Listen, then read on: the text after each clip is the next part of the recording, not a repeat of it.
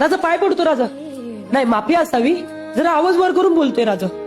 पण खरं तर राजा आता तुमचा जन्मदिवस येतोय राजा, म्हणजे 19 फेब्रुवारी. खरं तर मनापासून लय आनंद आहे राजा.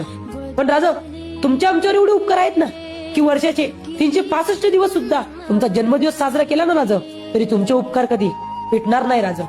पण राजा आज तुम्हाला काहीतरी सांगावं असं वाटतंय राजा. आता अनेकांच्या मनातली शिवभक्ती जागी होणार राजा. राजा अहो तुमची काय मूर्ती घेऊन फिरणार राजा, आई भगवे कुडते घालून जय भवानी जय शिवाजी करून फिरणार राजा. पण खरं तर राजा तुमचा इतिहास यांनी जाणलाय का हो राजा? राजा तुमच्या जन्मदिवसाच्या दिवशी हे बाया नाचवतात राजा. राजा आपल्या गड किल्ल्यांना हे राजकारणी लोक फोडायला चाललेत राजा. राजा खरं तर तुमचा इतिहास जाणण्याची आणि जगण्याची या आत्ताच्या पिढीला खरंच खूप गरज आहे राजा. राजा आपलं शंभूराज, आता आपल्या शंभूराजांचा राज्याभिषेक झाला राजा. नेमकं तेव्हाही लोकांना आठवण पडली राजा.